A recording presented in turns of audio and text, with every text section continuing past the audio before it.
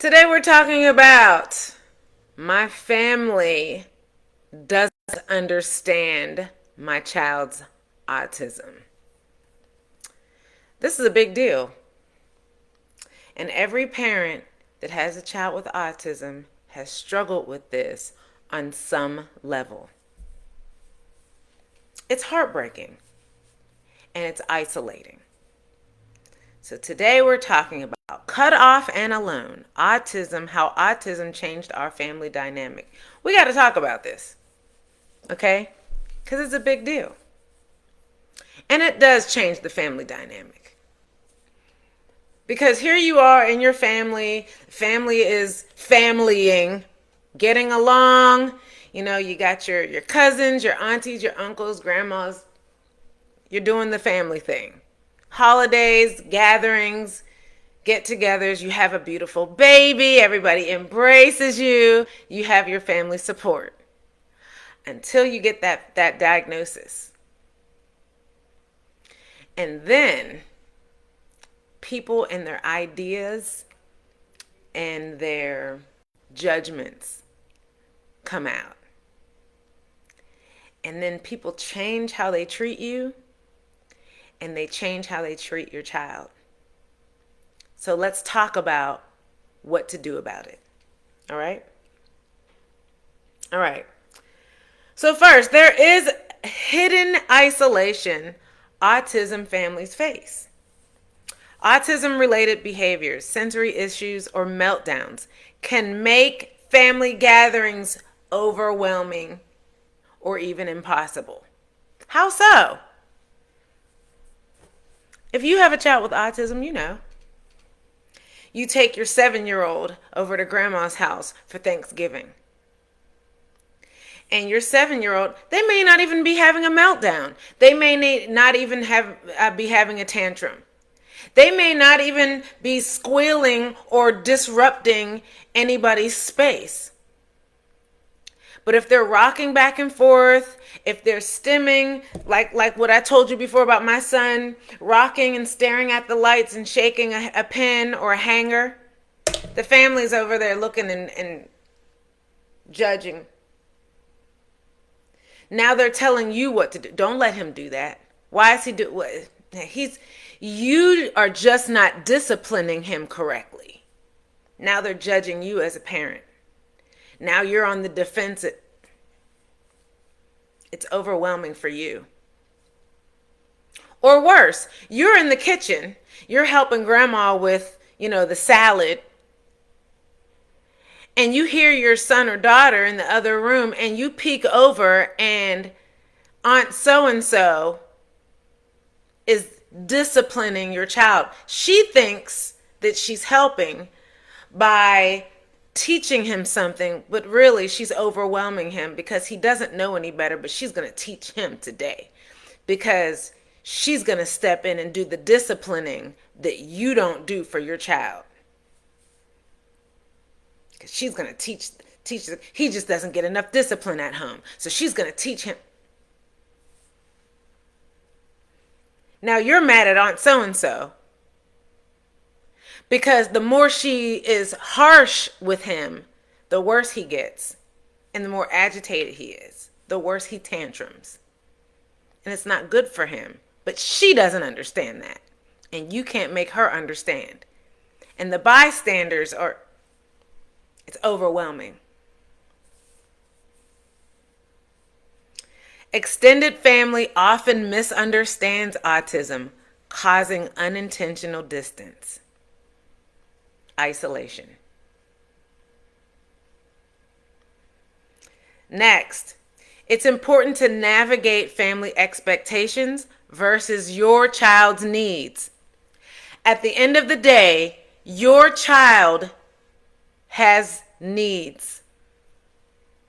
Sometimes it's not about helping your family understand what your child needs. Sometimes you have to choose your child and what they need over what the grown-ups choose not to understand. Learn to say no to certain events. It isn't selfish, it's protective. Sometimes you just need to protect your child. when my kids were little, there were certain important, prominent family members that I kind of had to distance myself from and my child from for a time period because they just didn't understand. And when I say important family members, I'm not talking about distant cousins we hardly see. I'm talking about like my mother-in-law. Like, you know what I mean? It was like sometimes it was like, yeah, you don't get it. So I have to we can't come to every gathering because and it wasn't necessarily because of her. It may have been because of the people that were at her house. You see what I'm saying? Who would make these comments or treat my son a certain way. So I had to keep him. Yeah. There were times. Not always, but there were times. This is another thing. Help extended family understand autism. So I'm not saying don't be patient with them because they don't understand and just cut them off. But help them understand. Those who want to understand. Those who have an open mind. Okay? Communicate with relatives about your child's challenges. So if you're the one who's just sitting here like, well, he has autism. Well, he can't because he has autism. I mean, you don't understand because he has autism. That's not helping them understand anything. If they're like, well, why does he do that? Well, how come he can't? What do you mean? Well, because he has autism. Telling them that he has autism doesn't help them understand anything. Now that part is on you. If they don't have any understanding of autism, they need your help to help them understand. How do you help them understand? Communicate with them what the challenges are. So you do that by saying, you know what? He's overwhelmed because it's too loud in here. And his hearing is just really sensitive. That's how you help them understand. You see what I'm saying? Don't just keep repeating, well, he has autism. Well, you know what I mean? If they don't know, then they don't know. And then they form a judgment like, well, you're just a bad parent. Because, I mean, autism is just an excuse. That's what they'll say. Do you see what I'm saying? Advocate for accommodations in the family gathering. So like what I just said, if the television is blasting because the football game is on, either ask them to turn it down or take him to another room. Or say, is there a quieter room? He really likes to blow bubbles. Can we go outside on the back porch and blow bubbles? Because that really helps him calm down. Don't just have the family force your child and make him tolerate the loud sensory issues that's going on. Do you see what I'm saying? Help the family understand what's going on with him internally. You understand it. Help them to understand it. Don't just be like, well, we can't come for Easter dinner because, you guys just don't understand when you didn't help them understand. Does that make sense? Okay. Build a new definition of family support. I want you to consider this. It's possible, not in all cases, but in some cases, that you may have to grieve the old idea of family support. So let me tell you what I mean. When your child or your family received this autism diagnosis, it may have been devastating for you just because you didn't know what this meant for your child and their future, right?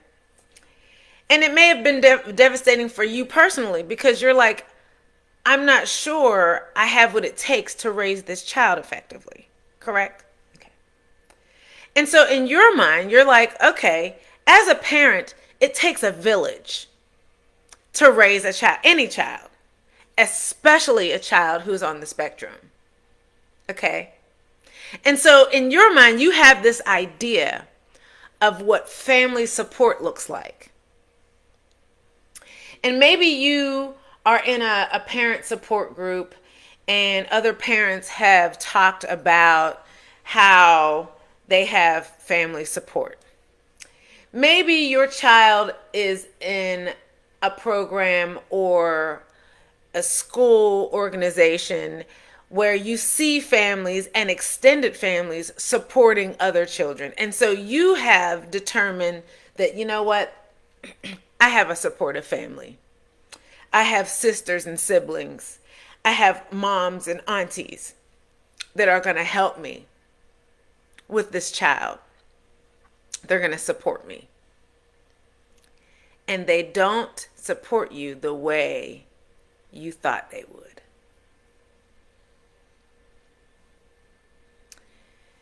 You're overwhelmed at home. You make a phone call and you're like, hey, can you help me? Can you come over? I'm behind on my chores. I'm behind on my laundry. I need to be able to do X, Y, and Z. And I need you to sit with my son or daughter for a couple hours. And they're like, yeah, you know what? I see the way your son or daughter acts over at Nana's house. And that's just a bit much for me. Or worse, they're like, yeah, I saw the way your son was acting over at mom's house at Thanksgiving, and I just think you spoil him. So I don't agree with what you have going on, and you're devastated. Because they understand autism and they choose not to participate. And so I want you to grieve the old idea that you have in your mind of what you thought family support would look like. Because now you're angry at them. That's my mom. She should do this and this and that. That's my sister. She should. So I supported her with her kids. She won't support this and this and that. And you're angry at them. And I'm not saying you shouldn't be. But you're angry at them because you had an idea of what you expected from them. And they're not meeting your expectations. And I want you to grieve. Don't be angry at them.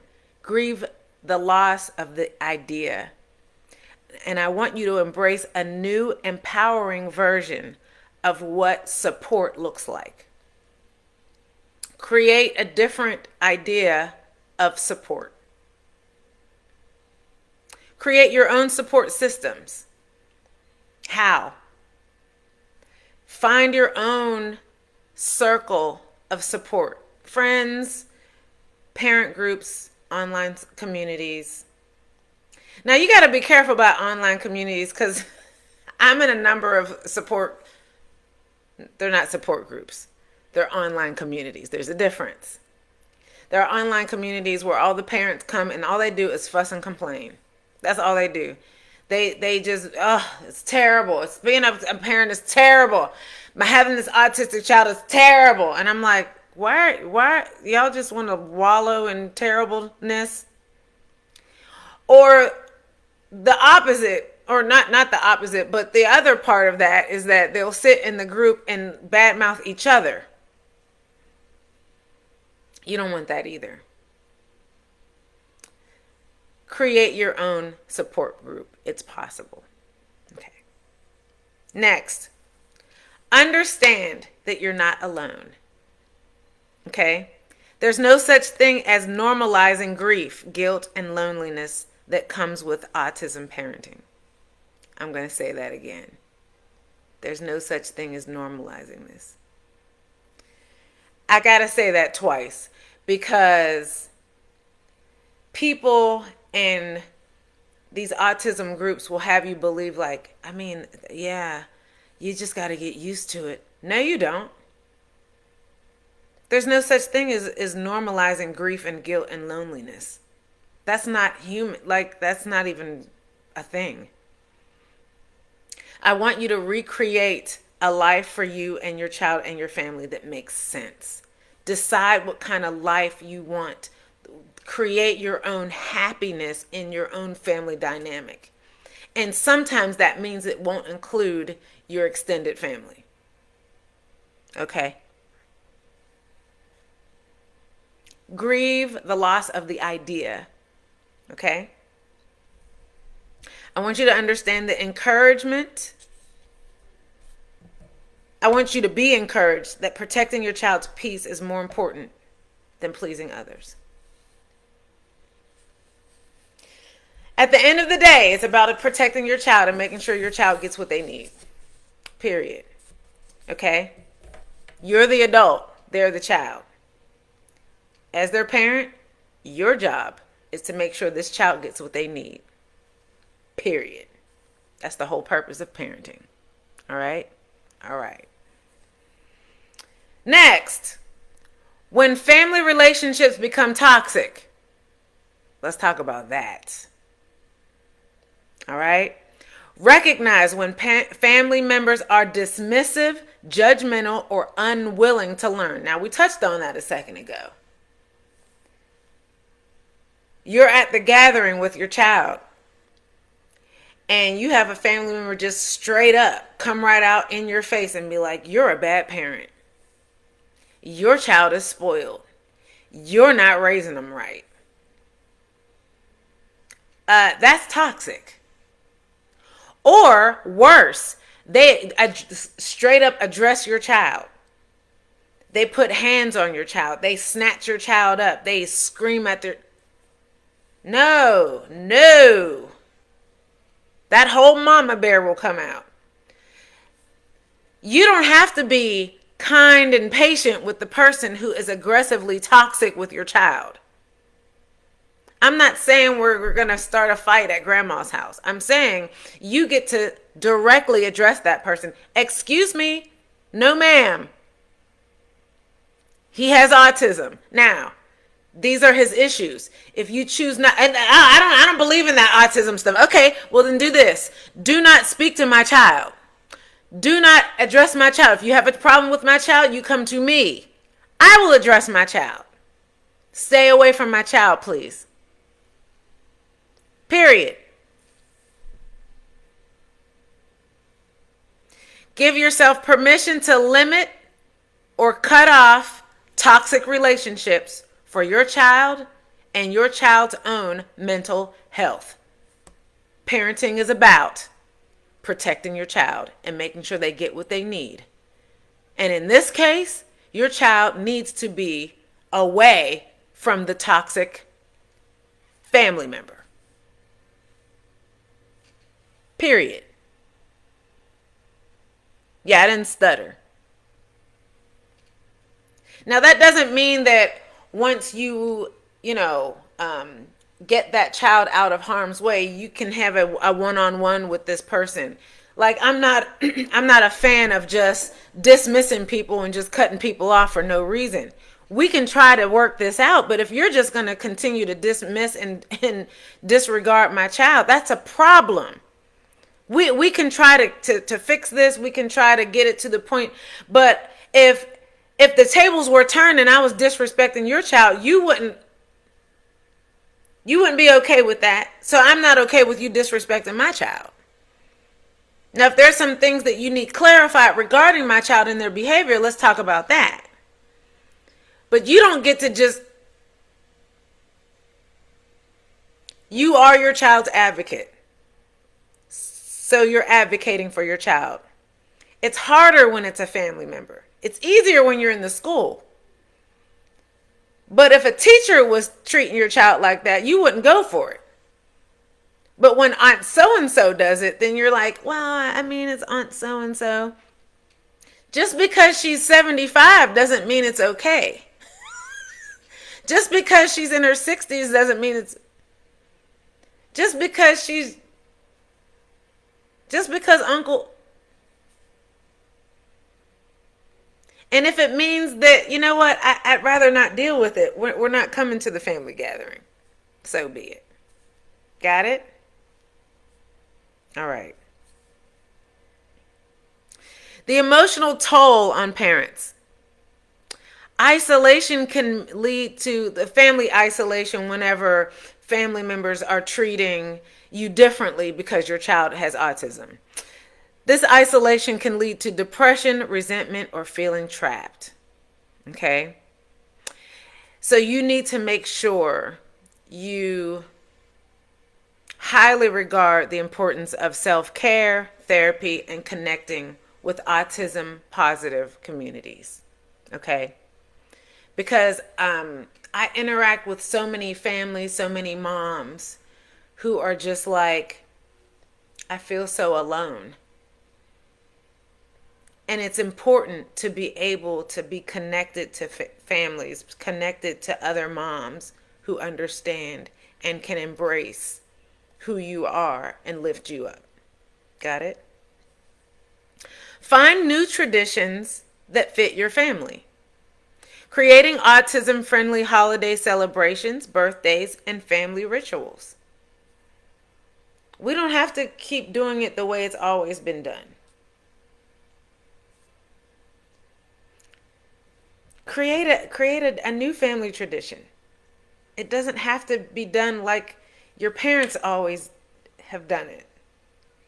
Okay? Figure out what works for you and your family for your child's sake. Okay? Understand that it's okay if your family's celebrations don't look like everyone else's. Okay? Build them around what works for your child.